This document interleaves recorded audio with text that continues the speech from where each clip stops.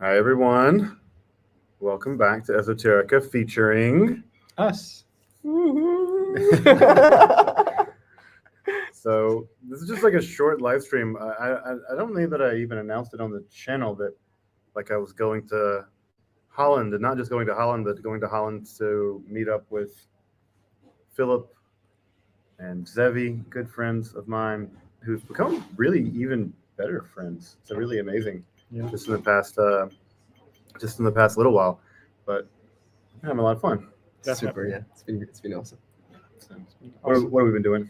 You guys want to give the travel log? Well, strolling around Amsterdam, looking at architecture. Justin's been guiding us because he knows the place better than both of us do. You had a thing yesterday.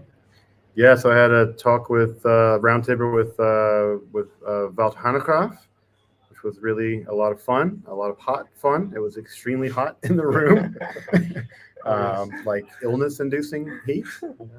But we did that and did some filming at the Embassy of the Free Mind, which was also very hot. And this guy here, the MVP Or stuff. of the filming, it was a lot of fun. But we've also been on our Spinoza pilgrimage. Yeah. Yeah. We've been paying our respects. We went to the statue, and today we're also at the house, Spinoza's old house, which is now a museum. Really cool place. Near Leiden. Yeah, in Voorburg. So we really enjoyed that. It's like really interesting that we share this deep love of Spinoza and that we get to really go on a pilgrimage. Although I wonder if he would have liked the idea of people going on a pilgrimage. Probably not. Well, take that and roll into your Spinoza. I don't care what you like. But yeah, we've been having it's been a lot of fun. And now, like, I'm gonna go to Antwerp tomorrow, and you guys are gonna do your own things, and then we're gonna meet back up in Sweden in a couple of days for the conference, the European conference for the study of Western esotericism in Malmo, and then we'll be joined by finally we'll end the sausage party by being joined by the brilliant Dr. Angela Puka. So we'll get to hang out with her and maybe do another one of these. Yes, for sure. Very much looking forward to that. Yeah. So, any reflections, guys? Like any, we're like staying in Haarlem, or we got this amazing view of this church, and even like sort of a happy accident. We're just staying right next to each other. Yeah, we're staying basically like there's a church between us. Literally, not metaphorically. It's just been a really fulfilling and wonderful couple of days for me, just meeting you guys for the first time, feeling that sense of camaraderie and community. Also meeting a bunch of the fans yesterday at the event was really, really lovely. So I feel really inspired and just happy for what we have built and what we're continuing to build. Yeah, building both here on the channel, but also this amazing like friendship, but also intellectual collaboration and having some fantastic conversations. And it was also great. I did this talk at the Embassy of the Free Mind last night, and what was really great about it, many things were great about it, but one of the things that was great about it is that people who came to see me or Wouter, they didn't know that these two great guys would be.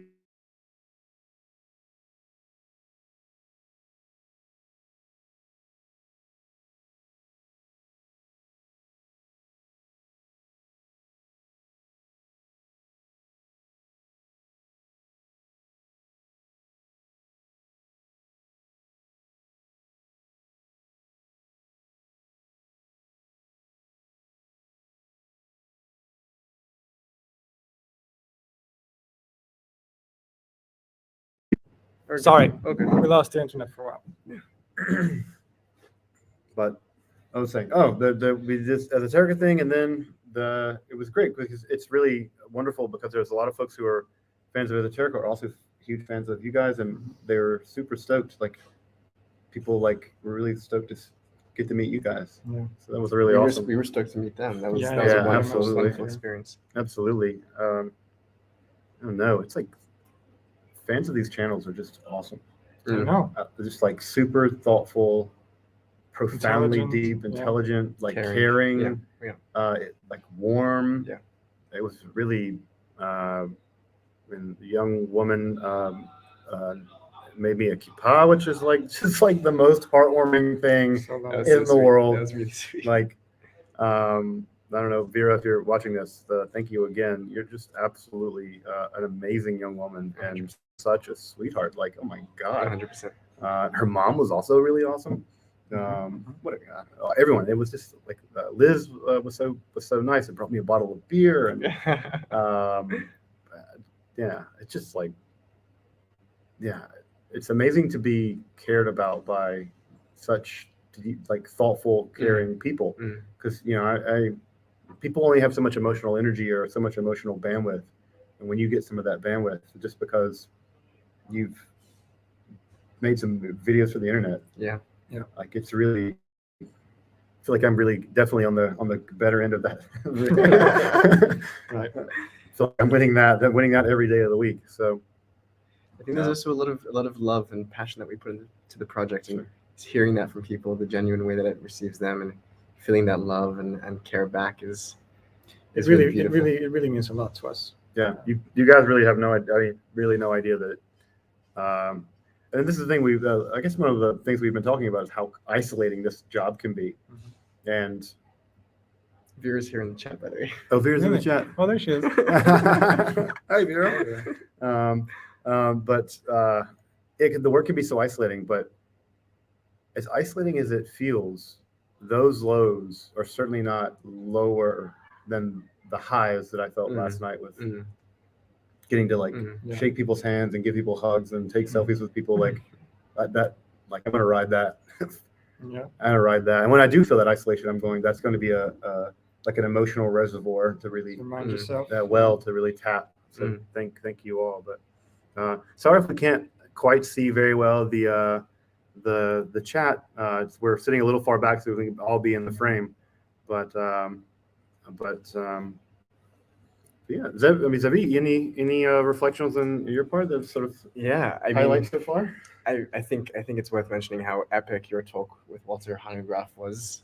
The really, really leading scholar of what would you say, Western esotericism, Hermeticism, and seeing the two of you basically have fun in front of the live audience with ideas, riffing on the Corpus Hermetica, and it was a very proud moment to see my friend and colleague up there with these academic superstars, and I think he was chuffed as well to be on stage with you, and that was a very loving experience, and the audience was so wonderful as well. But the questions and the thoughtfulness and really deep, complicated questions. Yes, very challenging. Yeah. So, that was awesome. That was like watching an awesome intellectual jazz session, which is wonderful. Do my best, Coltrane. Yeah.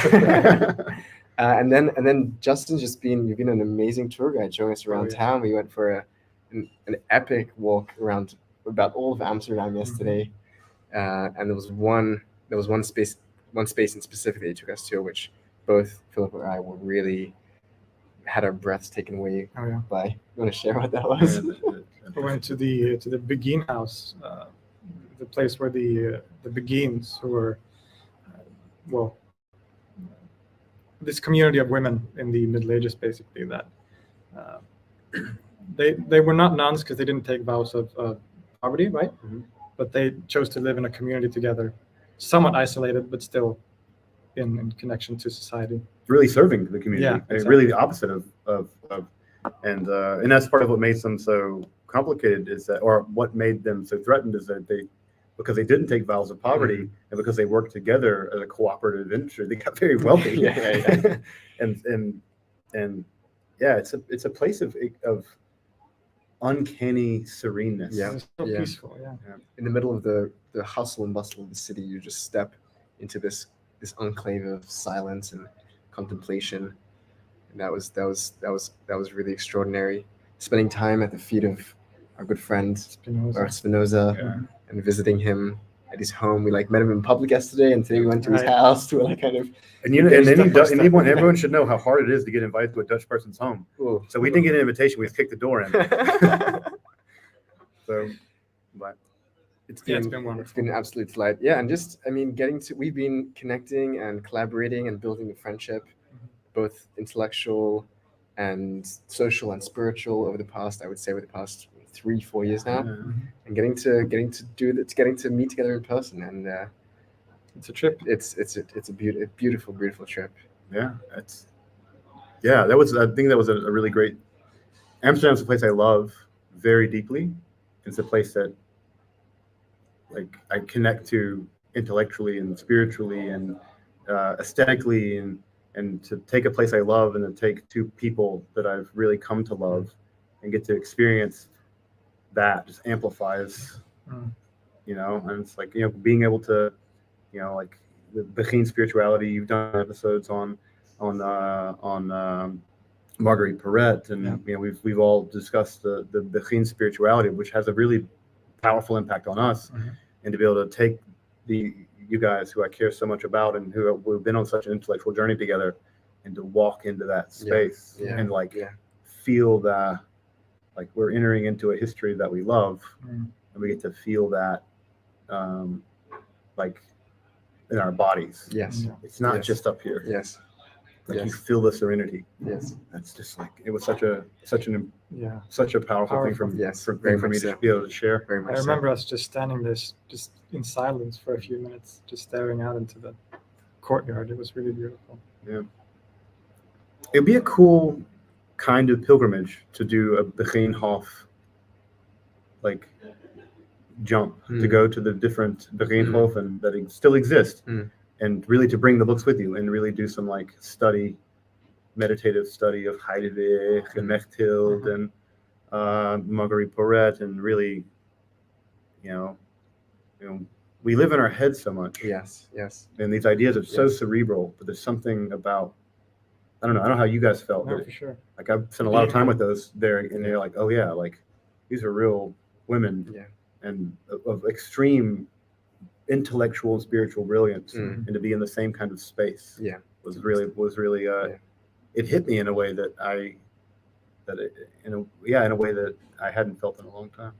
One thing which I loved is that there's no Beguines living there now, although there was until quite recently, even until the 1971, I think the last Beguine died. Yeah, but the housing is reserved for women only, and there's a bunch of very sweet older women that are like sitting in their courtyards in what's half a museum, half a living space, and they're almost like embodying that spirit. Yeah, like these powerful women Yeah. sitting right there, and that was really nice about that. Yeah, that's very like, they're kind of keeping the Beguine lights on. Yes, yeah.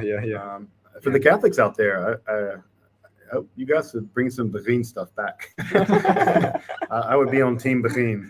That'd be a good shirt. The Esoterica merch, Team Beguine. Nice. I'd buy that. So, I think I saw both Dana Trell and Angela in the chat. oh, nice. so- Yeah, I think I saw Angela too. So, Angela, we'll Hi, see you in guys. a couple of days. We've been talking about how much fun we're going to have in Malmo, and maybe we'll get some time in Copenhagen, and again, like having our dear friend and colleague Angela in the mix too. Just like I've met Angela and got to hang out with her, but it'd also be cool to have a really religion tube at some level. You know, we gotta kick Andrew in the pants and get him to come hang out with us. No, he's the cool kid. Gotta get Andrew to come hang out with us. But Should we take any questions? Any? yeah, if can you guys? So you had some super chats as well. How do you want to do this? Oh, I have no idea. No. I never have any idea how to do questions very well. There he is. Yeah, Dan, you got to come. Dan, you got to leave Canada and come to Amsterdam. Or Mama. Or Mama. Uh-oh. It's always the question. Oh no. Do we want to field it? Nice. Zevi? Are the three of you believers and followers of a particular religious tradition? We're actually starting a new religion. just the three of us. We're gonna be Beguinage. The That's nice. Yeah, the beer cards. the beer cards. I think we all have our very own individual and idiosyncratic. I'll say this: we have our own idiosyncratic religious commitments and relationships and sensibilities. But what I felt very strongly during this trip, in particular, and something which I've been feeling up until now, but this really cemented it in reality, was that the sense of shared religious and even, dare I say, spiritual sensitivity that I feel with you guys transcends the religious boundaries that may separate us, and transcends the sort of the divisions that we create between faiths, and be able to sit and to discuss questions of inner life and spirituality and religion.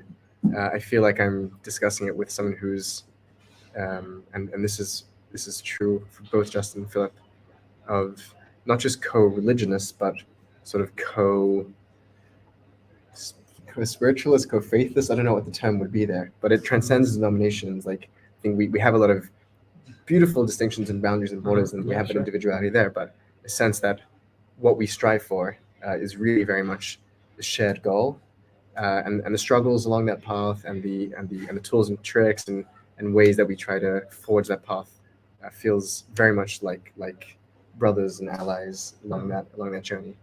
So I fully agree. Yeah. We study similar fields, but we're also quite different sometimes in how we approach things and our beliefs and so on. But I feel like getting to know you more closely in this trip, I think that relationship is really deep, and on those deeper levels, I've also been able to find a lot of similarities between some of our sort of core. Difficult to find the word. It's hard to put words. I want to say spiritual, but it feels core concerns, core. Yeah, I think like core questions. Yes. Like, I think at the bottom for all of us, there's also just a real sense of mystery. The numinous is a big question mark, and like we may come to different answers in different ways, but we're asking the same kinds of questions. Yes. So, yeah, I think that one of the things I've come away with is also just the real importance of unstructured dialogue. How the really big questions often come up in a way that you don't expect. And the more that you impose, we have to meet at 9 o'clock in the morning to talk about this, is a really poor way. And also, what's really been great, I think, is being able to introduce some important distinctions and then come to a real impasse is not the right word, but a real aporia. Yeah. Like an actual aporia, and be like, okay, that's interesting. Yeah. And let's sit with that. Yeah, there's been a lot of those. And feeling not the least bit of need to, now we have to fix it, or now we have to. It's like, okay, we sit with that, the indeterminacy, and the not knowing, and the not being sure. And I think that's a very productive kind of silence. Yes. Yeah.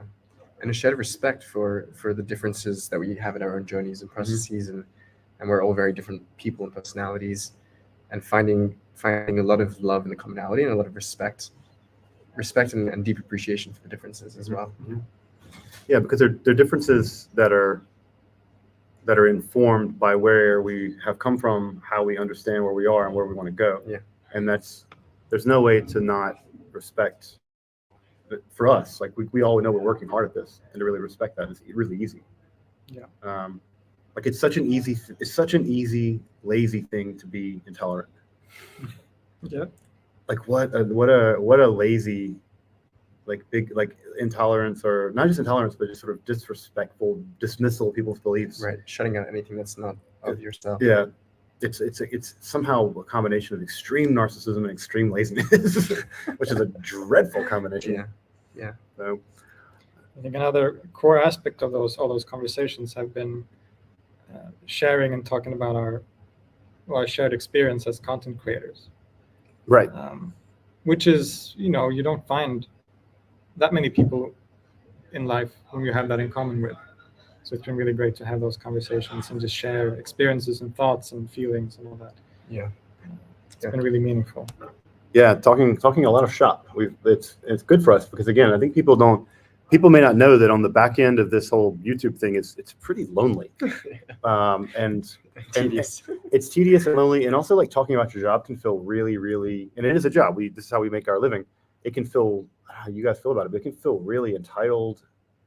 Like I'm not gonna talk about my job with my rabbi partner who's having like real like people like passing away in the congregation. I'm like, yeah, I had a hard day like editing Adobe Premiere. I'm like, Right. Yeah. But then you can share with us that your editing software crashed and you lost, hours of editing, and we can be like, we can feel that pain with you, and we know what that feels like. Right. Yeah. So it's really about like appropriate. Yeah. Who is the right address for? Who is the appropriate address for that? Yeah. I want to add a tag on the thought to the last point of sort of holding space for each other's religious and spiritual journeys and processes. That like I feel like, at least for myself, I can say that we also want to model that for the people that come to learn with us and from us and together. Sure. And that we want to respect your journeys and your processes. Mm-hmm. And we're not here to impose our visions of religion or spirituality. And I think sometimes people can want answers like, what faith are you? How should I be doing this? Just feed me the truth so that I may follow it. And I think what we're trying to model is a way of doing religiosity that's open-ended and that's critical and that's questioning and that's thoughtful and we don't. I mean, I think I can speak for our behalf. We don't propose to have the answers to any of these questions, but just to or that I have answers that make sense to me. Yeah. And that I have maybe answers that make sense to me now that may have not made. One of the great questions I got last night was, how has your views about Hermeticism changed? Yeah, great. And I think that was a great question. I think it's a great question we could even have about our own sort of journeys in spirituality and philosophy. And to know that they have changed and they will change also puts me in the seat of humility to be really slow to get into like should mode. Yes. So that proscriptive mode is not a mode that I really want to get in. But no, Dan's coming. He said he's going to get us cooked. Okay, great. See you soon, Dan. That's a good question. Like, it's the most challenging part of the field that you're studying in the field that you specialize in. What's the most challenging thing? Oh, that's a fun question. Yeah, it's a good one. Ooh, well, that's a difficult one. For me, I don't know if it's the most challenging thing, but one thing that often comes up is the fact that I specialize in Islam and Sufism, and I don't identify as a Muslim. And so that brings up a bunch of ethical questions regarding how to represent the religion. There are some people who don't think non-Muslims should be able to speak about Islam, for example. So that's one challenge. I know that I am talking about real people. And often people, especially when we're talking about Sufism, people who are perhaps in certain parts of the world marginalized and oppressed, and you don't want to fuel that, for example, right? I'm talking about, I think we discussed this when we did the Neoplatonism thing, that I in my video on Neoplatonism and Islam, I traced that influence or the relationship between Neoplatonism and Islam. And for many, that could be, how should I put it?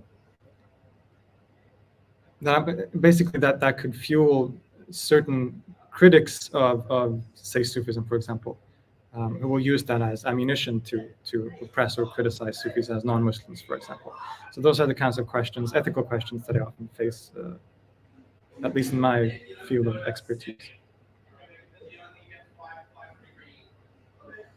I guess what I would say is that Western esotericism, one of the real big challenges that I face is that Western esotericism is such a interdisciplinary field that you have to know a lot.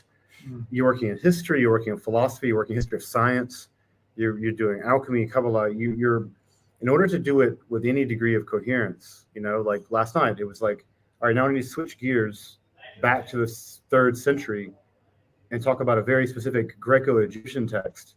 And like the week before that, I was very much in the middle of the 16th century in a Latin text, in a European context in the witch hunts.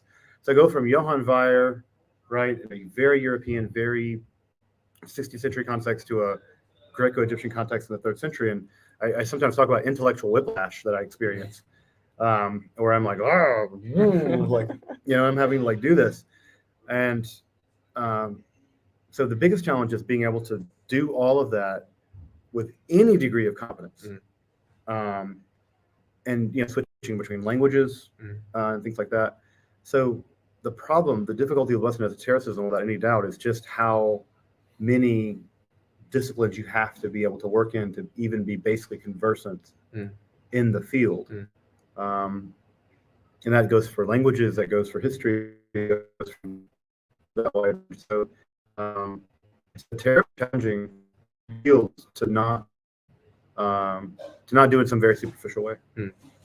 You do a fantastic job with it, Justin. God willing. For sure. If there's one person who can really move around with so much grace and competence, it's you, and it's sometimes terrifying to watch how gracefully you do it. Yeah. But we're humbled I'm humbled to be a colleague of yours. Same. What's challenging for me in the space which I specialize, which is mainly intersections of philosophy and mysticism, comparative mysticism and Jewish mysticism, is that for me, my study of mysticism was never a purely academic or cerebral choice of field. It was very much a existential journey where a form of theology that I once had fallen apart, and it was me and my own journey looking for new ways of meaning and navigating that space between my own personal journey and which is changing, and those that follow the channel can probably follow my own thinking move as time goes on, and I hope to continue to be a living, breathing, changing human, but also wanting to try and do something which is educational and scholarly, and that there's a criteria of not just sharing what I find my personal flavors, but being critical and skeptical of my own inclinations and thoughts, and presenting positions that I might disagree with. So it's a certain, in a way to contrast what you said, Philip, where so you're talking about a faith tradition outside of you, and that brings up all kinds of complex questions. For me, I'm talking about something which is very personal and very, very sometimes even private, and trying to bracket that to a degree and step into a scholarly hat and try and present the information to allow people to make their own decisions. That's a challenging part, and a rewarding challenge. I enjoy the need to create that space and distance to look, and it allows me to look at my own existential and spiritual questions and paths from a helpful bird's eye view, and that's an ongoing, interesting, and exciting challenge. It's an interesting glimpse into the challenge of going from outside in, and the similar kinds of challenges going from the inside out. Yeah. Like that's an interesting kind of how those two things represent themselves. Yes. I think it's a productive kind of it's an interesting set of challenges. Yeah. We're gonna be in we'll be in Malmo Saturday, Sunday, Monday. Yes. Yeah. Sunday, Monday.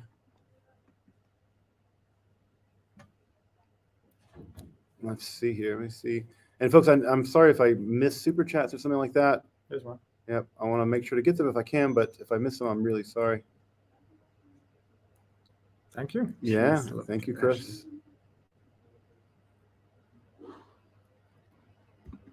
Angela. Yay. Hey, Angela. Yeah, thank you, Angela. Looking forward as well. Missing you and looking forward to seeing you.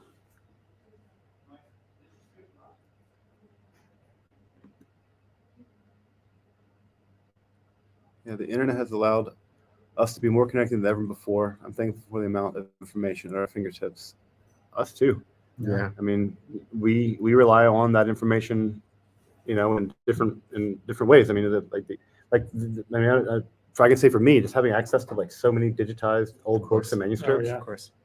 I mean, I couldn't do this work. I would be paying tens of thousands of dollars of plane It would tickets. be dead broke a long time. Yeah. So thank you, and insofar as we're able to pass that knowledge along, And the internet's allowed us to be connected. It allowed this friendship to blossom, and allowed these friendships to blossom here. It's connecting people as well. Yeah, as much as we do focus on the isolating nature of all this, it does have a powerful ability to connect, and that when it does do that, we should cherish that. Yeah, and find ways to do more of that. Strange to hear you speaking like a modern human.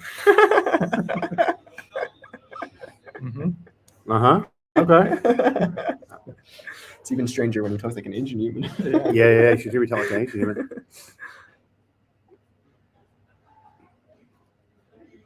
Sometimes I think people give money just to hear you say strange things about yourself. All right, let me scroll back down and see where we are. I think we did that one.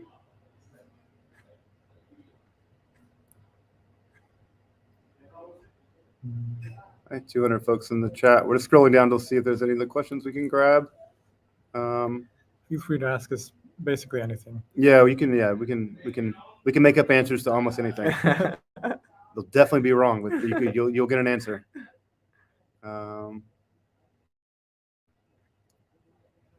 Maybe I'll ask you something, Philip, while Justin looks for a juicy question.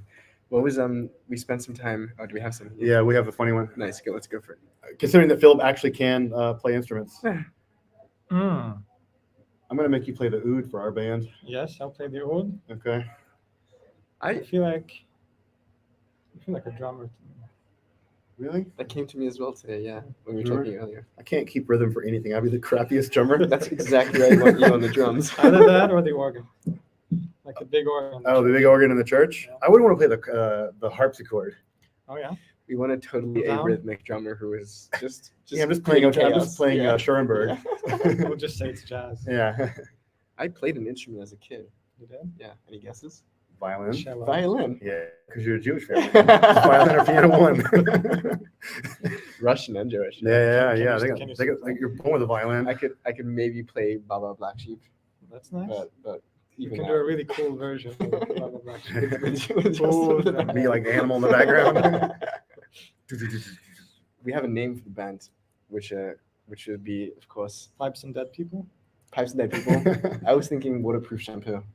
Oh, that's good. We'd be the hipsterific band. We would sell out in Williamsburg and Harlem.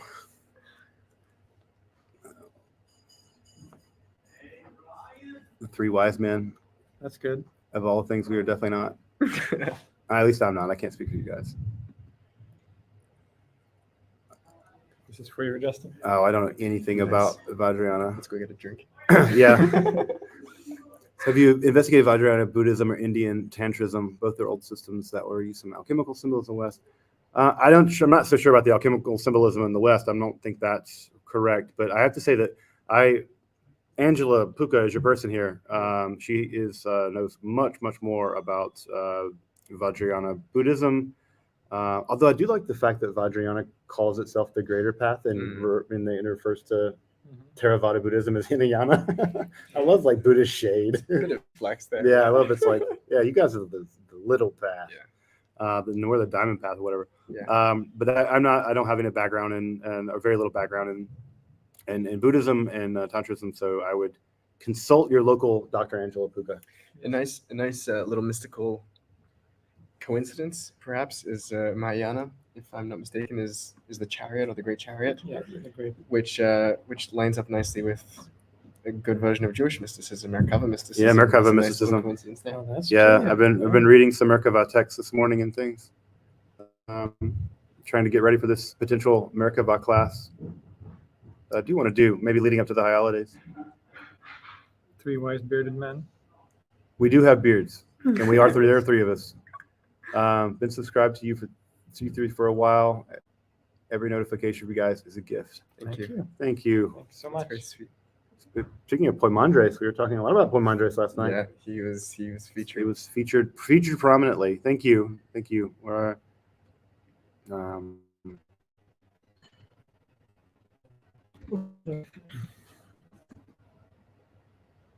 Oops. It's weird that you guys are so nerdy all of a sudden.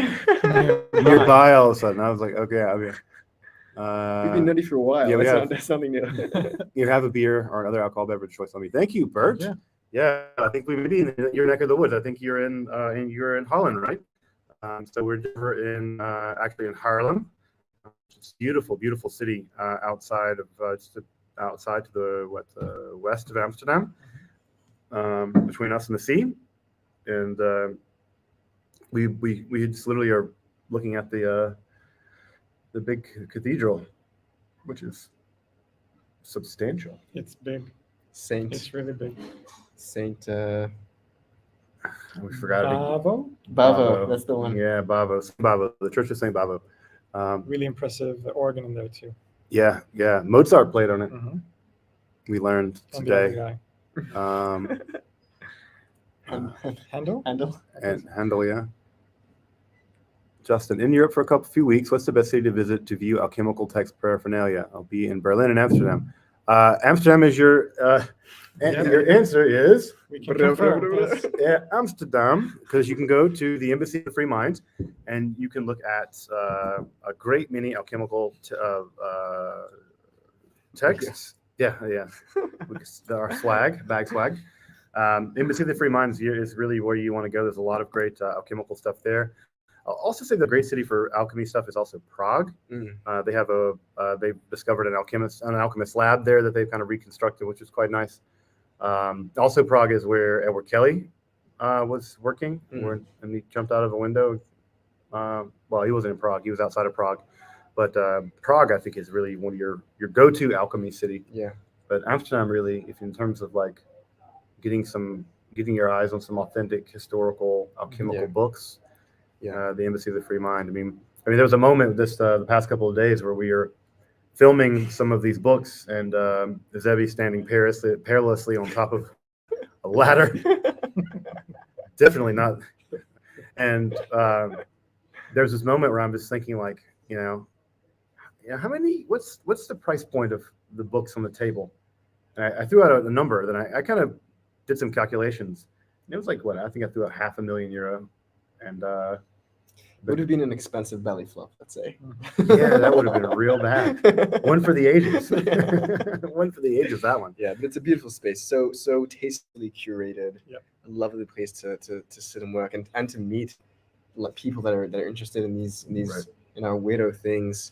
It was just a beautiful, almost like a sanctuary for this kinds of knowledge. Yeah, it really does have like a contemplative feel to it, where yeah. It's not quite a museum. It's not quite just an exhibition hall. It's not quite just like a place to go learn, but it has the space really invites a kind of meditative, and it gives you the opportunity to meditate on some of these big questions asked by the Hermetic tradition. Yes. So I think that the Embassy of the Free Mind, the Rittmann Library, and it also puts you so close, to these texts. I mean, one of the things that I remember when we were looking at the Resius, the text with the Tree of Life. Yes. It's a text we've seen so many times, and pictures and like, there it is. You can pick it up. The texts are basically a catalog of Justin's and Philip's and I, the pictures and slides we use, and here they are in the original and the physical. It's just it's crazy, real experience. Yeah. So if you're just if these are the kind of things that interest you, then absolutely, the Amsterdam's a great place for that.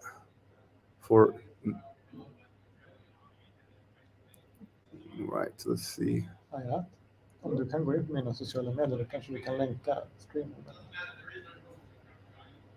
All right, let's see here. Twitter, Facebook. It's a question about phenomenology. Oh, okay. I'm looking out. See ya.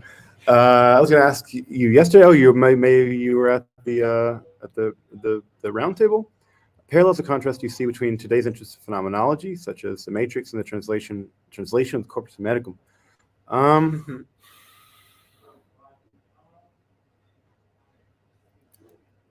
In the sense of phenomenology, like the sense that the world might be like the way that we experience the world might be fundamentally wrong, the way that it is in the Matrix, and the way that the Corpus Hermeticum tells us that that normal perception is something like a hallucination, that we're not perceiving reality correctly, that all of this that we're perceiving is in fact a kind of hallucination. What's really real is the divine light. I think that there's a long-standing sense going back to Plato, at least, that the apparent world isn't exhaustive of reality, and even more so to say that it's not only not exhaustive of reality, but it's not even real. Right. And I think that there's lots of reasons to believe, lots of reasons to have that anxiety, because the world's kind of crappy in a lot of ways. And so I think that interest, what I would say is it manifests itself in a lot of ways. And one of the ways it manifests itself, especially in the third century, especially in the crisis of the third century, is that it manifested itself in these like ascent narratives. Yeah. And I would put the Matrix as a modern ascent narrative. Sure. That it's a modern version of an ascent narrative, and it fits very well within that the history of that worry, that the world that we're presented with is somehow fake or bad, and that we need to break through to another world. That world somehow more true. So I would put that in there. Although I will say that there are elements about the Matrix, especially the idea that some Messiah is going to come save you, that are really, to me, very worrying. And one of the, Jean Baudrillard is famous. The book that Neo takes off the shelf is Simulation, Simulacrum Simulation by Jean Baudrillard, right? And Baudrillard was once asked, how did he feel about the movie The Matrix? And he said, the Matrix is the kind of movie the Matrix would make. Oh no. And of course he's going, anything you can do, I can do meta. And so so often, like, I'm interested not only in the ascent narrative, but the ascent narrative of soteriology and how we conceive of salvation. What it looks like on the other side, et cetera, et cetera. We've been chatting about this, talking about the dangers of these positions, that in many a mystical tradition, in addition to an ascent or a move towards the real, towards the one, there's also a return. And sometimes we forget that the mystical imperative of the return. This is why I prefer Merkava mysticism to the Corpus Hermeticum. Yeah, that's the story in the Merkava, the Ratsoi and the Shuv, the return to the descent back down the ladder, back down the. And this is in many traditions. We were chatting about how this shows up in Buddhism as well this morning. And Bodhisattvas. Sufism certainly. And I think that's important to remember. I think sometimes with the world can be a shitty place, and there's a genuine desire to get away from it and to run away. And sometimes the world of the spirit or the mystical behind the veil can be a very attractive other place. And really, I think what I take away from many mystical traditions is that the job is to bring back the insight from beyond the veil and to see the unity, the light, the goodness that we glean there, and to bring it back into our broken world, and to make this world less of a cave, but more of a garden. Right. And it's theurgical, right? Part of it is pulling both worlds. Yes. Redeeming this one and pulling the other one closer. That to me is a far better. I find that preferable. Over the escapist. The escape narrative. Yeah. And Merkava sometimes does have that, where you get transformed into angels and stuff like that. Yeah. So it's not totally without that dimension too. But the Corpus Hermeticum doesn't have a lot of that, right?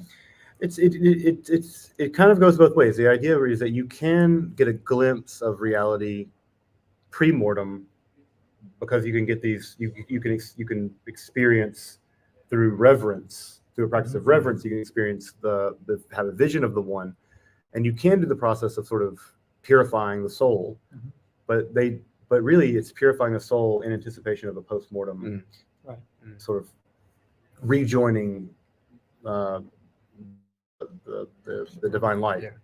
So it's because for them it's not an escape, because there's nothing to escape from. There's just stop the hallucinations, and you do that by expelling these daimones from your soul that can print it on there when you're born, and these by the constellations or whatever, by fate basically. So, and again, it's a complicated. They're all complicated narratives. But I have a preference for for return. Return mysticism. Yeah. Yeah, I like that. The responsibility to return. Yeah. And also, I think I really love how a lot of these traditions have like bumpers, where like you should be grounded in reality. You should be not too out there. Like you should be partnered or Things that keep have children. You anchored here. certainly in some traditions. Yeah. Yeah. I think there's something easy about escape, right? Running away from our problems is the easy part. It's coming back with the wisdom to face them and to try and do our part to rectify. Like that's the hard work. Yeah. It's easiest to leave. Yeah. I mean, and also that's like checking out. It's like I think that's like that is kind of escapism has never appealed to me. No. Here we go. Oh, it's Nell. Hi, Nell.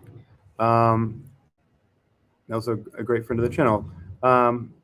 It's funny. Nell ran into my buddy Andy in New Orleans one time at like this cool thing. I think on their honeymoon maybe, and I got a great text from Andy from Achenche Films, and it turned out it was Nell. Nice. It's a really cool person. Nice. If we could all go back in time to participate in one religious event, ceremony, ritual, or service, what would it be and why? Eleusinian mysteries. Nice. Yeah, you would do it. Would you get tapped in? I think maybe. Yeah, I think so. Yeah, I just want to know what goes on in that telesterion. Yeah, you get your highlights and Yeah. drink the drink. Mhm. Don't tell us though. No, of course. Like Alcibiades. I just want to know for myself. That'd be very good clickbait. What actually happened? Oh, yeah? Yeah. I was in the Illinois Mysteries at 3 This is a.m. what I It went saw. wrong. I can see the thumbnail. Yeah. How about you?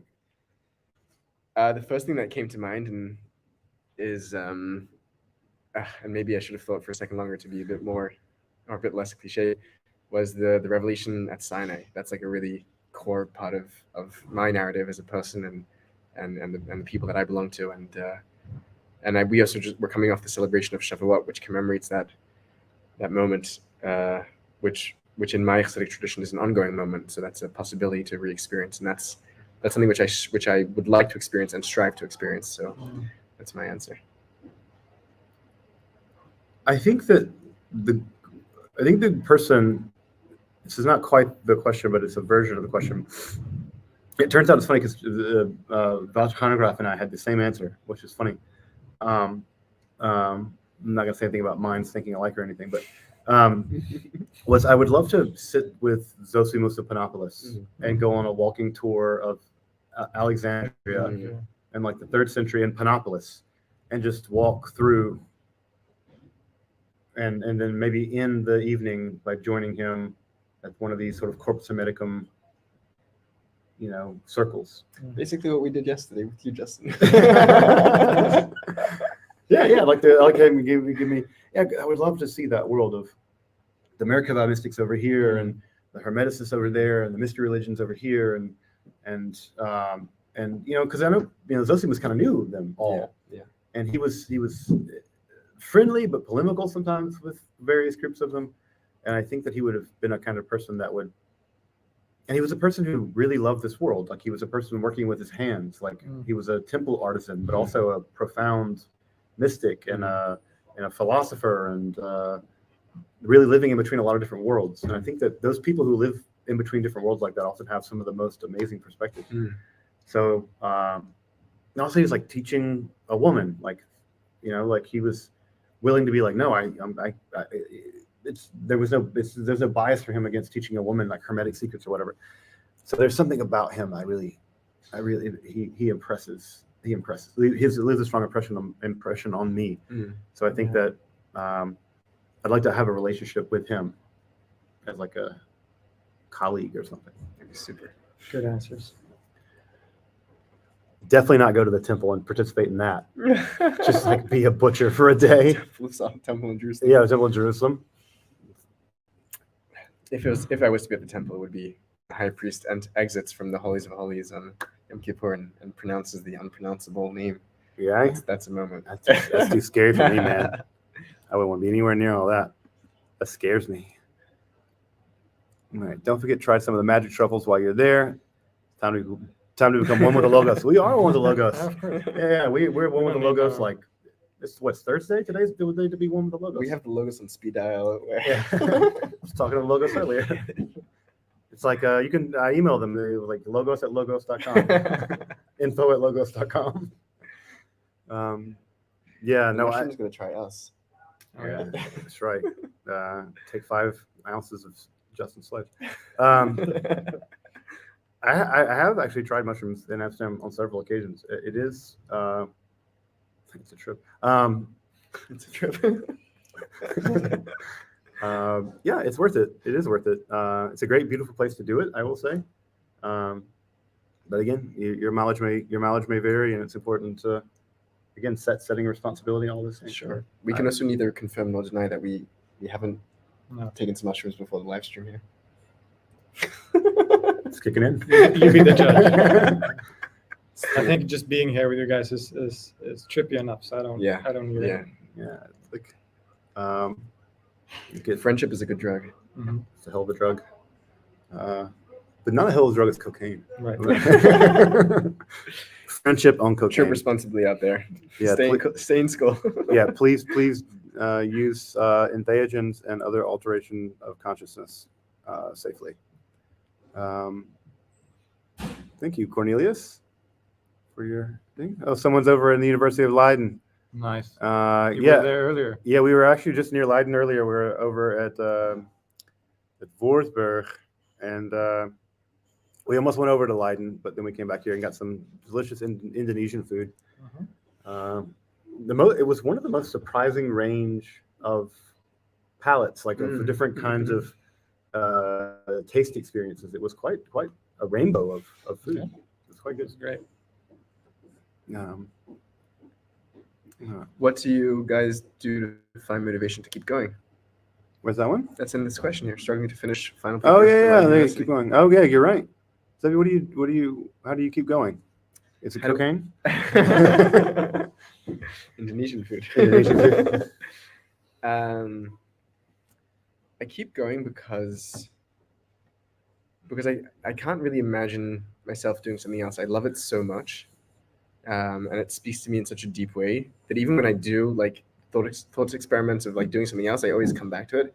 And I joke that if there was an apocalypse and God forbid the entire world but me was wiped out, I would still be. I mean, I have no one to speak to and to share it with, which would be sad. But I'd still be reading this stuff, and I'd still be, like it's really what I love.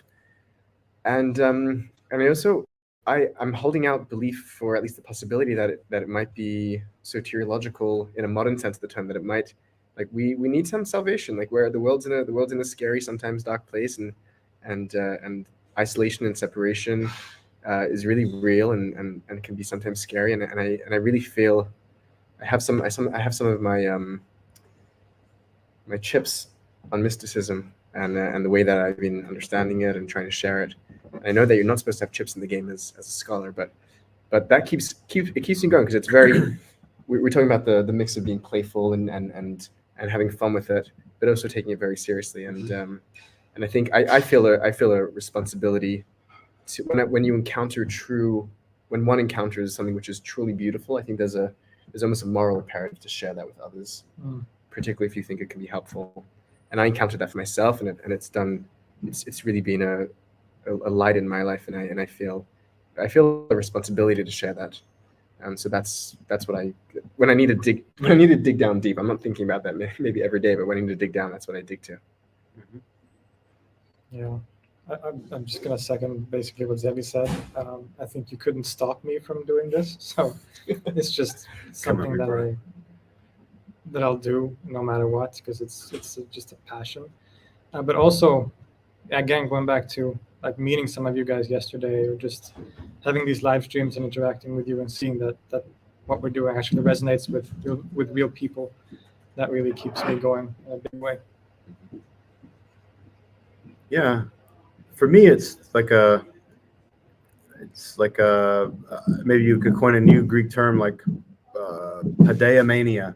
Like graphomania is you have to write. Like padeomania is like you have to educate. But I feel this deep desire to share this knowledge because I find it so rewarding and beautiful. And yeah, I the reason why I do this in a way is because I couldn't get access to doing it at the university in a way that felt respectful of my knowledge and time. And so now that I have that in the form of like a fair wage and a living wage via doing this, it's just like what I want to do. Yeah.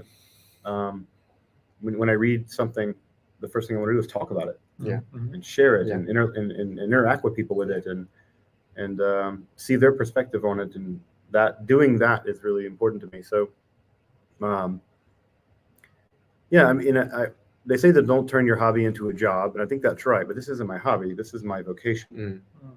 And insofar as my vocation serves others, and that allows me to live and thrive, then as long as I'm living and thriving in a way that's responsible and respectful of others and aiding others on their journey, I mean, what else could I ask for? What a greater honor, yeah.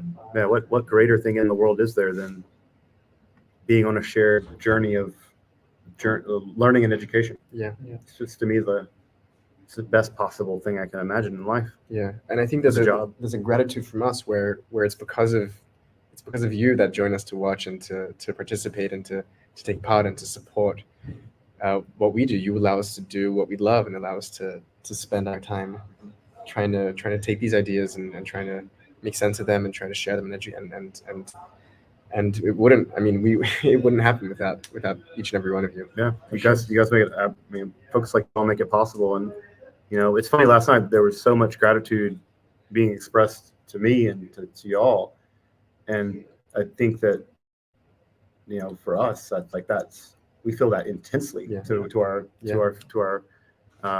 fans and our supporters.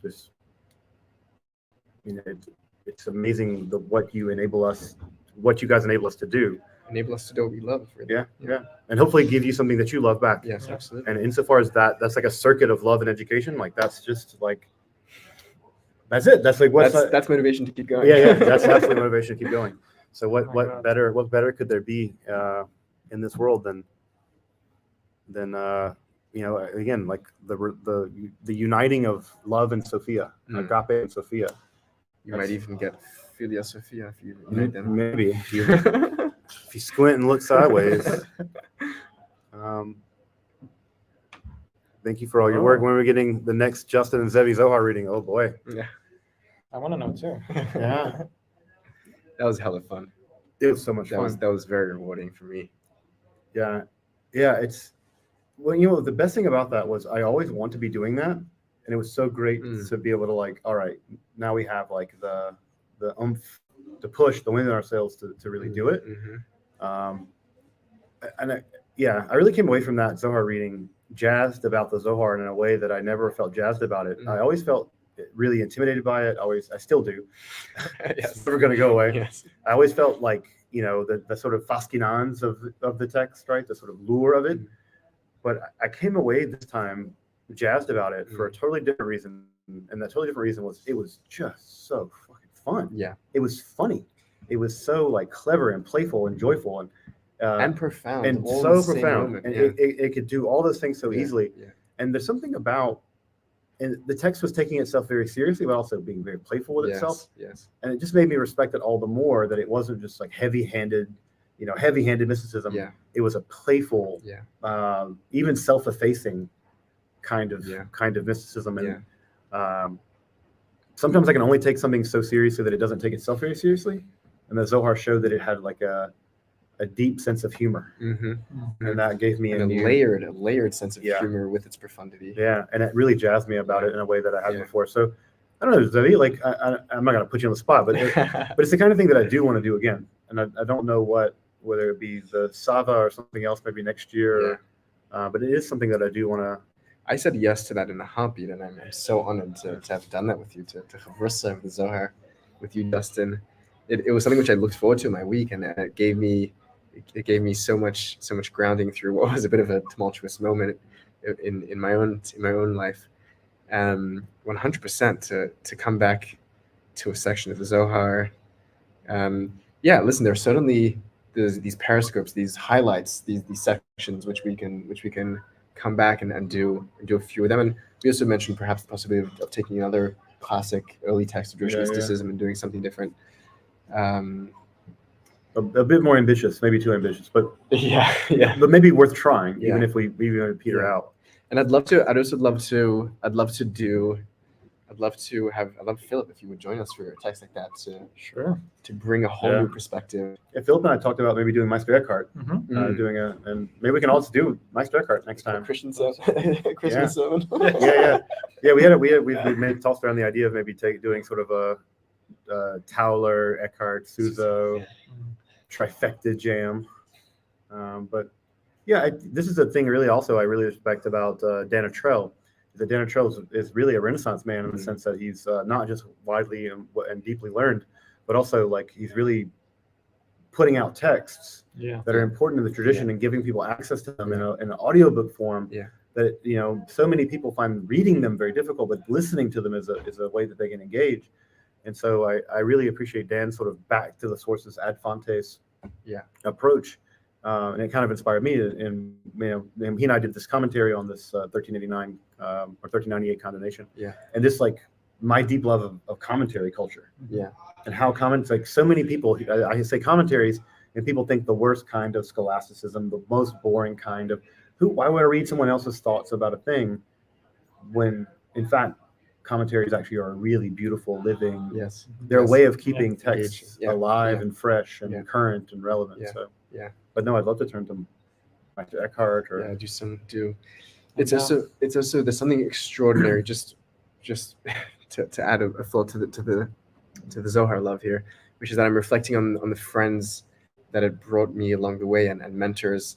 Someone who looms large in my heart right now is Melilla Helner Eshed. Both Justin and I are students of, and honored to call her a friend. Really amazing, like a living embodiment of the Zohar. And we think that the Zohar's great themes is about the Shekhinah, or about uniting the Heros Gamos and the Messiah and this and that. But really, the running theme is friendship. It's this Chavrai Kaddish, it's these mystics traveling, becoming friends, meeting new strangers, making them friends, and the mystical journey as a journey of finding mystical friends along the way. I think is the Zohar not only has that in writing, but also has been doing that for me in my life. It's sort of doing its magic even today, and it's been really delightful. So it really was the friends we met along the way, wasn't it? to be as cliche as I can get tonight. It's rock bottom there. I mean, even just as an audience member, I think those sessions you did on the Zohar was really helpful because it is an imposing text. Terrifying. And I thought your commentary was beautiful. Yeah, and it was a good opportunity to. I would never consider myself a Zohar expert of any stretch.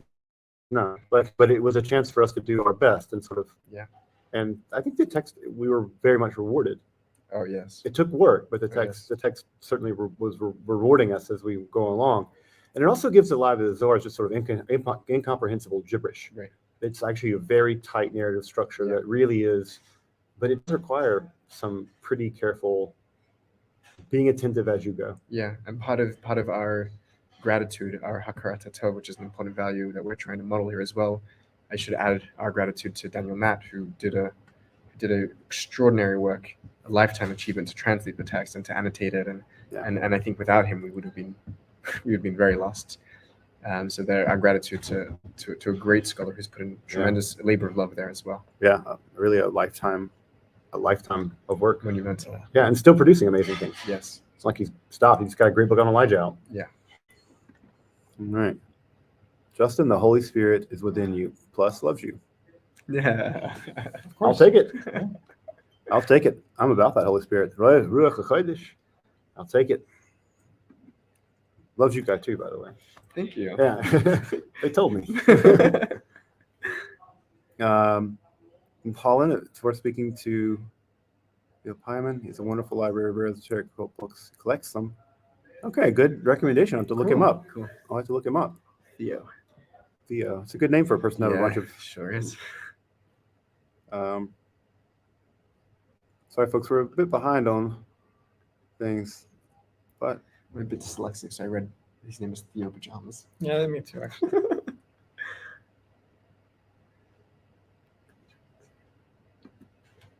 Justin looks metal and a t-shirt. Is that because it is a metal t-shirt? Because it is a metal I think it t-shirt. helps, yeah. Yeah, if it were like I don't know, if it just said Gap on it, Abercrombie and Fitch. Right. I'm pretty sure I'm not looking too Right. metal there.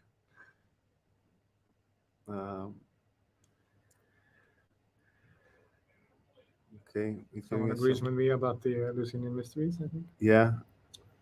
Listen to your friends, breathe and contemplate. Thank you, Chris. It's good advice. Solid. Yeah, a really great piece. A friend of mine, Zach, has a he has a podcast called The Best Advice Show. You should listen to The Best Advice Show. Mm-hmm. He just gets his friends and he asks them, what is the best piece of advice you could give? And he records it. And they're like 2-minute podcasts. Nice. And one of the better pieces of advice he got was from an old friend, a friend of mine who he used to play Dungeons and Dragons with. And he said, before you answer any question, take one deep breath. I love that. It's a great piece of advice. I love that. Like it's like interrupts the need to like you take a deep breath. It's it's a great piece of advice. Yeah. All right. Yeah. Oh yeah, it was Just Nell. breathing in general is great advice too. Yeah. It's one of my favorite pastimes, can I say? Mhm. Oh, I've been doing it all the time lately. Breathing? Yeah. Yeah. I stopped it one time. I ended up in a hospital. You have some real attachment there to it. Cornelius, what connections do you see, if any, between Christian patristic sources like Gregory of Nyssa, Thomas and Hesychasm, and Merkaba? This is an interesting question that I don't have a good answer for. Me neither. What I would say is I don't know that there's a connection directly to Merkaba stuff, but what I do think is there was there were similar mystical concerns in the East, in the Eastern Mediterranean basin. They manifested themselves in things like Hermeticism, things like Merkaba mysticism, things like Sefer Yetzirah, things like Neoplatonism. They were similar. Everyone was dealing with the same bowl of concerns. Yeah. They were coming to different answers, and it's unsurprising to me that the kind of answers that they generated would be taken up into, especially Eastern Orthodox Christianity, where there's a great deal more intellectual continuity. And and I know that we tell this story that in 569 or whatever, Justinian closed down the academy, and then that's when philosophy ended. But that's stupid. Right. No philosopher in his right mind is going to be like, well, Justinian told me I can't do philosophy, so I can't. No, they took their ass and packed their bags and took themselves over to Antioch and Edessa, and they just started doing it there, and they got translated into Syriac, and they just kept on keeping on. Yeah, they're not an obedient folk. Yeah, they're not going to whoa, okay, if you say so, Justinian. And so, what I think is that when Christianity emerges in that region, it's unsurprising that what it takes up into its toolkit, theological and mystical toolkit, are going to be the tools that are around. Of course. So to me, it's no big surprise that some Merkaba-ish stuff might end up in there. So some of the breathing technique stuff, some of the pagan rituals, a lot of that stuff is going to get hoovered up in. Because again, spiritual technologies, the thing about technologies is no matter who you are, being a bigot about a technology is a bad idea, because technologies are judged by if they work or not. And if you're like, well, I'm not going to take steel tools, I'm against steel. Well, you're going to be outcompeted by the guy who does. And so I think that when it comes to technologies, that's why magic is so syncretistic. It's all about what works and what doesn't, and people just take up all kinds of things and mix them together. So I think that what would be surprising to me is that if especially Eastern Mediterranean Christianity popped up on the scene and had forms of mystical technology that were utterly removed from everything before it. Right. Yeah. That would be very strange. Yeah. That would be weird. And the fact that they look similar, that's completely unsurprising. Yeah. I wonder, Justin, you might know better because you're right now going back into the sources to prepare for your upcoming teachings on those. I think there's a strong theme of gnosis amongst the patristic Christian mystics, and I'm wondering.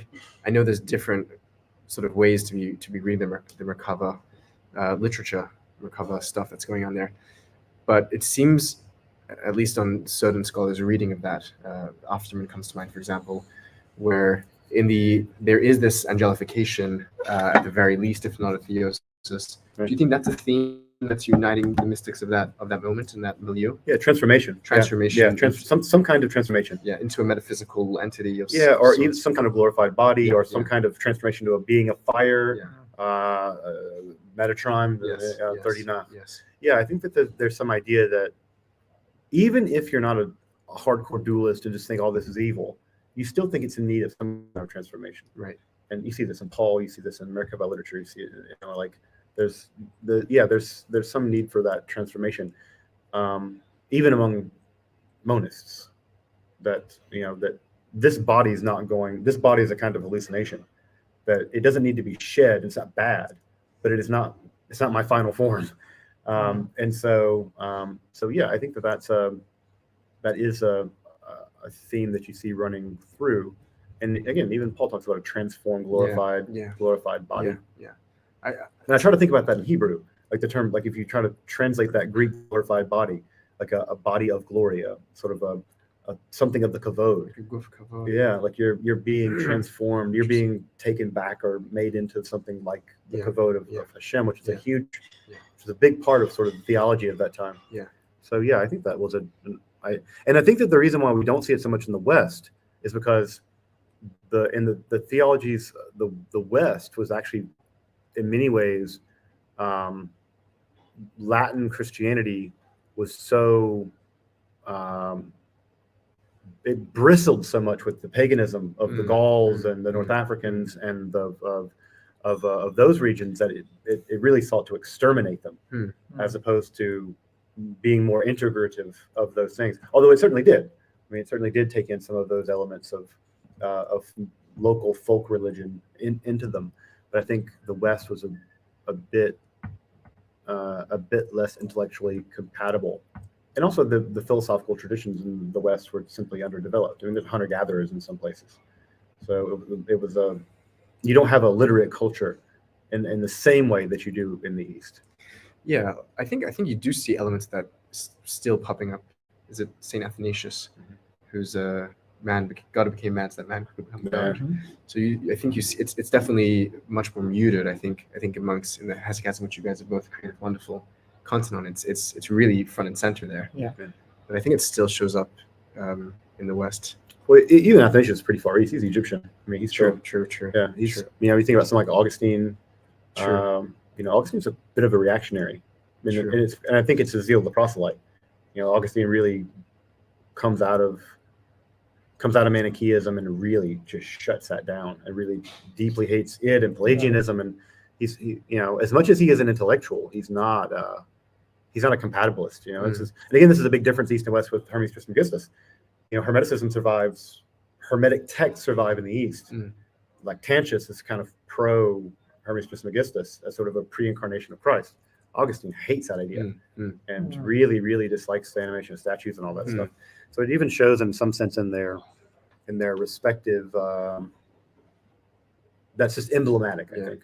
Is there a shed? And we were chatting about this yesterday, and this came up in your lecture as well last night about a shed, journeys of ascent, and that seems to be also a common theme combining here, which ultimately typically leads to some sort of transformation or being in the presence of the divine, which is self-transformative. Right, and that's just built right into Christianity to start, like the glorification of the ascentic glorification of Christ's body, and the ascentic glorification of the believer's body. Right.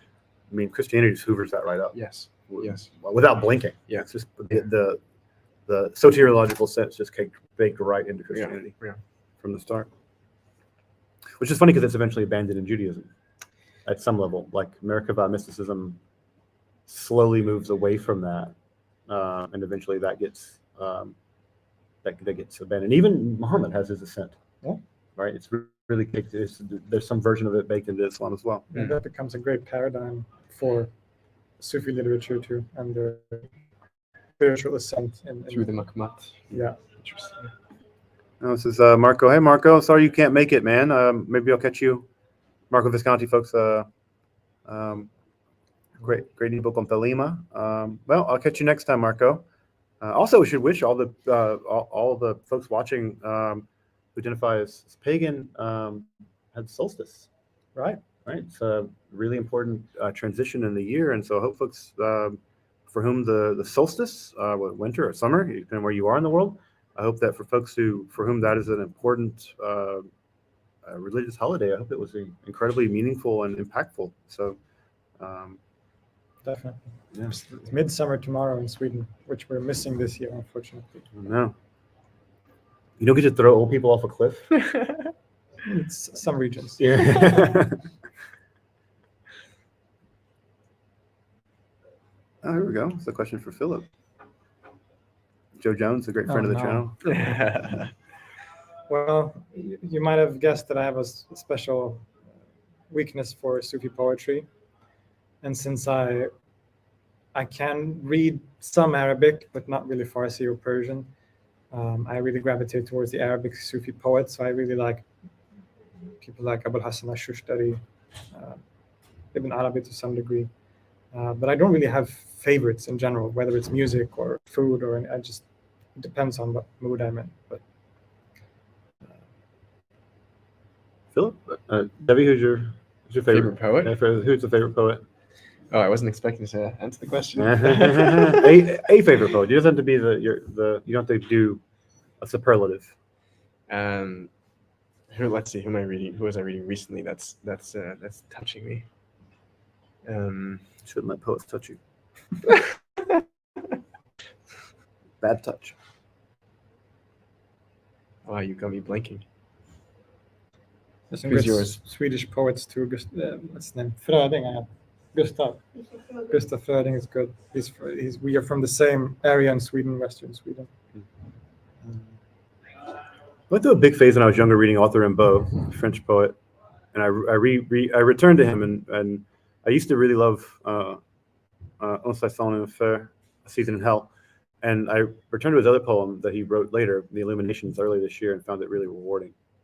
It's good. It's interesting to really dive into a poet, then leave them for some years, even then come back and read them as an older, different person. I see you being like a Heinrich Heine kind of guy. I do have like a space for the romanticists, for the Wordsworth, is like for that whole space. Yeah, can't think of any. Blake too. I can see you really being a Blake guy. Blake's good. Yeah. Okay, folks. I think we're going to wrap up pretty soon. So if you can, just maybe make sure you don't add any more super chats, because I don't want to miss anyone if I can. I missed one. Oh no. Sorry. We have our supervisor who's helping us. Was it a good question? Jordan Peterson, James Lindsay. I forget who that is. Yeah, I know who Jordan Peterson is, unfortunately. Yeah, it would be a neat thing to do, to take like a reaction video. Yeah. I think I'm never going to do. No. There's two kind of videos I think I'm never going to do, and of course I should never say never. But there are two kinds that I don't want to do, and one of them is reaction videos, and another is I never want to do a debunking video. Right. Like, I don't really like debunking videos. Is this the question we missed? Mm-hmm. Have any of you read the Book of Gates or a translation of it? If compared to the Book of Coming Forth by Day, the Book of Gates, Is that an Egyptian thing? like Shariel, like I don't know. I guess I don't know. We're trying to look at the one we missed. Yeah, I'm not sure. Yeah, I don't know what the Book of Gates is. It's an alchemical thing, maybe. It sounds cool. Yeah. Thank you. But no, I don't know that text. Sorry. I hate when people use a super chat to ask a question, and my answer is I don't know. But I also don't want to give an answer just because I don't know. I don't know. I don't know is a wonderful answer. It is. I mean, wonderful answer. it's an answer that never runs out of integrity. Mm. Has to be super chats. Well, If they're good. Yeah, I'm opposed. did we answer this one properly? Yeah, but I mean, let's say, how about this? So maybe this answer this way: if there's a person you could interview, and Zevi, it's not fair for you because you just interviewed a metric boatload of people. Yeah. If there's a person you could interview that's alive now, who would you want to, if you could sit down and just have like a Interesting. chat, like a meeting of the minds or a conversation, and you could, you could ask them. That's a fun question. You could put them into an AMA. If you were the AMAer, who would it be?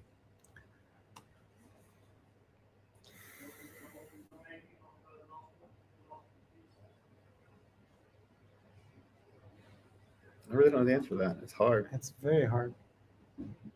I will say at this point, one person who I'm really looking forward to chatting with is Walter Hanegraaff. He's agreed to come on the channel, and Nice. we're going to do a series of interviews. Nice.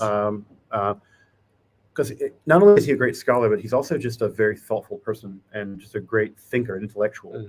And I really, him as an interlocutor, not just about Western mysticism, but just these kind of topics, and also having a lifetime of doing this, is a lot of wisdom. It's hard for me to answer because I can't did just interview a boatload of some of my favorite scholars. Yeah. Which is going to come out soon. Yeah. There was definitely, people that I've spent a lot of time reading and appreciating and puzzling over. And I'll throw a name out there just because I know. And someone who we spoke about today, but earlier. I'd love to sit and schmooze with Elliot Wolfson about Jewish mysticism. I think he's doing some interesting and very original, and he's done some work which touches on my own the mystical tradition that I grew up in Chabad, and I very much vibed with what he was putting out there. I hope that I get a chance to sit down with him one of these days. That would be Nice. That would be fun. I think we've all learned a lot from Wolfson's research. Good emails too. Yeah.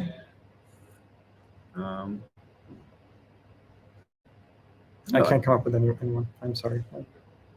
There's an author recently that's written a book on the philosophy of quantum mechanics, specifically the metaphysics. He makes a great point that whatever metaphysics we develop has to be resonant with our physics, and I think that's true. I think a lot of people reject that, but I think that's true. Some people reject that physics and metaphysics have to be collaborative. They have to be collaborative projects, and he makes a very important point that quantum physics not only has weird implications for physics, obviously, it also has important implications for metaphysics. And I think that, things like what does it mean to have a quality? What does it mean to have non-contradictory qualities? And I think, because quantum mechanics does some things that seem to apparently have metaphysical and logical implications. And I would love to sit down with him and talk through some of those implications in a way that's, his book is a little hard. Like, even someone like me, I have a pretty good background in analytic philosophy, pretty good background in physics. Very hard to read. Do you remember his name? I could look it up. I'm so bad with odd names, but it's an important book that, for whatever reason, I don't think many people touched. But I think that's a really, that's an important question. I'd love to pick his brain about that more, especially on the logic end of things. It'd be interesting to have an interview with someone who's in a completely different field and then see where the conversation can, where you can meet in that conversation. Yeah. If it comes to you, anyone, feel free to. Yeah, thank you. Thank you. Thank you for all you do. Thank you. Thank you for supporting us. 1111, you can make a wish. Okay.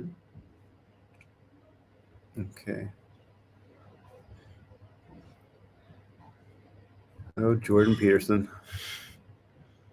He pops up. Yeah, I mean, he's unfortunately important. All right.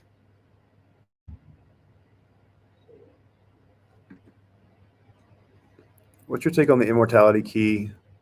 And would you guys have him on the show and talk about entheogens and the text you read? I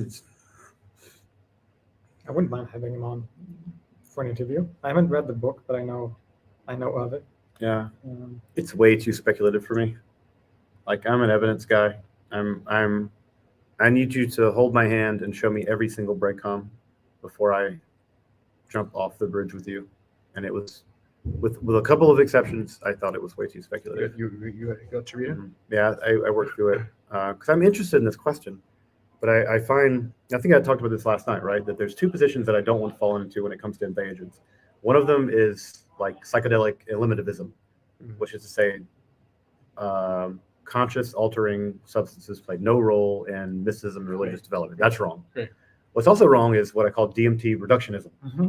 Every time anything mystical happens, it's just DMT. Yeah, People are doing Or drugs. some other psychedelic, Yeah. And so I think that we need to sail between the Scylla and Charybdis of these two positions. And I think that I find so much of the DMT reductionism stuff to be deeply bereft of evidence. And that's not to say that absence of evidence, right, is evidence of absence. But it is to say the currency that I trade in is evidence. Yeah. But when you confuse evidence and speculation, I get off the train. Yeah.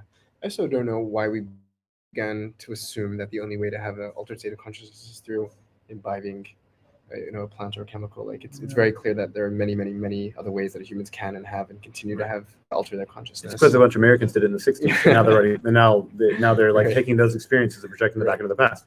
Yeah. And I think it's they're powerful experiences and credit where credit's due, and they can be salvific and transformative, and the research now is seeing what they can do with addiction and therapy, and that's all exciting stuff. But it's certainly not. There's certainly so many ways to transform and to move one's mind, and it can be one amongst many.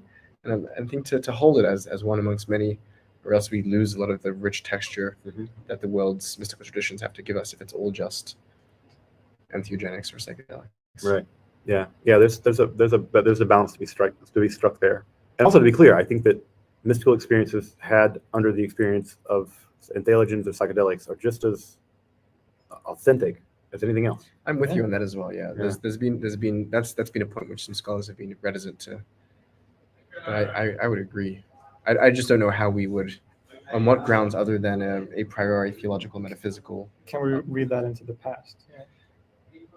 Say again. So how I was just adding to your point that how can we? There's no way of knowing, projecting that onto the past. Right. People in the past and their experience.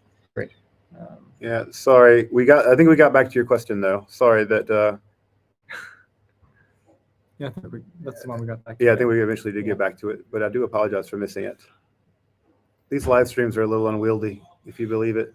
What are your thoughts on the? It's all those entheogens we did before the stream. Exactly. Yeah. It's like, why does the screen keep changing colors?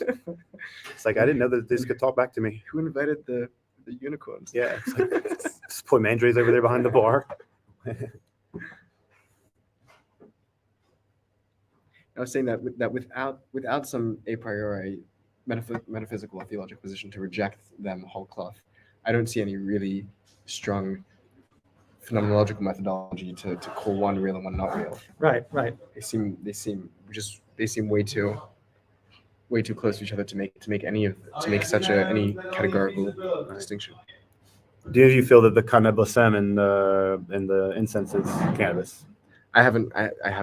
I'm not so interested in these ways of reading it, so I haven't looked into enough to answer the question. I would say linguistically, the answer has to be no. Like cannabosem is Hebrew, cannabis is from a completely different non-language. So no, I think that's no connection. That's not to say they weren't. I mean, we have detected cannabinoids at the Telerad shrine, right? So fine, but I don't think that the. Also, just to answer the question technically, the question is, do any of us feel that it could have been? It could have been. Sure. It Yeah, could sure. have been anything. Yeah. The diamond modal operator. Is it possible? Right. There's no logical contradiction. Right. But I don't think I doubt it Right. was. It's a different question of whether there's any good reason to assume. You're right. In every other rabbinical text, they all agree it's calamus. Yeah. There's near agreement on that. And also, if it were cannabis, it wouldn't do anything. They're just rubbing a tiny bit on your forehead. Yeah. It's not gonna have that least bit of impact on your consciousness. Wow, there's so many questions. All right, we come down, I think, to the end. Yeah, Graham Hancock is also just completely a charlatan and a dangerous charlatan. He's really like actively, Netflix is actively paying him to undermine legitimate archaeological research. That stuff is super dangerous. In the world of information, we do not need misinformation.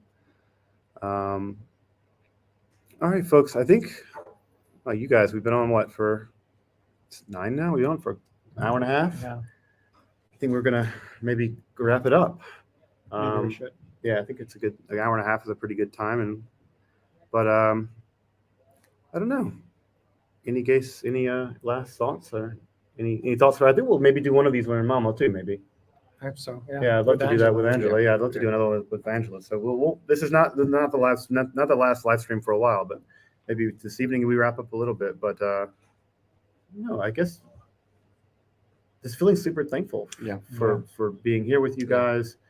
Feeling super thankful for Ayat over there and how amazing she's been. Philip's amazing, really amazing, lovely partner. And just also feeling really thankful since last night to the fans of our channels that are just some, I mean, it was really cool to get to talk to them and just realize how smart and lovely and thoughtful and kind they were. And they are. So I'm feeling a lot of gratitude and a lot of also a lot of responsibility. Yeah. When you meet real people who really look to you for information, that comes with a pretty. For me, it comes with a pretty steep, a deep sense of responsibility, deep sense of gratitude. So I just hope that I live up to that. I hope that I maintain my gratitude for you all, and also continue to exercise that responsibility as best I can. Yeah, I got to say it's been I mean an honor and a pleasure, of course, collaborating and thinking alongside and producing alongside the two of you and our other colleagues, Angela and our Dan and the other phenomenal colleagues that we have out here. But something about, I mean, we've streamed before, the three of us, a bunch of times, but doing this side to side, we can conspire. We're breathing the same air together. Literally, we become co-conspirators, and it's a different experience. And it's a bit of a full circle moment. Yeah. Maybe even more so, maybe next week if we can do another one of these. Right. We're just a warm up. Yeah. Right. It really embodied. I mean, it's like we've been such cerebral partners. Yes. And even emotional partners, but like this sort of embodied. That it's a different and a very wonderful experience. Yeah, and that embodiment is really beautiful. The chance to also like care for each other's physical experiences, like how each other is sleeping, and if we're hungry, and if the sun is too strong, like being able to pour each other a glass of water. Yeah. That's something. It's been a real honor to be able to be with you and serve you guys physically, and I'm just feeling immense gratitude. Thank you, guys. Thank you so much. Thank you. It's been a pleasure, and it's going to continue to be a pleasure. Yes, it will. The party goes on. Yeah, we're gonna keep going. So, all right, folks. Well, well, God willing, we'll do another one of these in a few days from lovely Malmo, Sweden, and with the talented and amazing and knowledgeable, wise Dr. Angela Pukas. So. See folks in a few days from Sweden, and till then, thank all of you, from all of us. Thank you for making all this work. See you guys soon.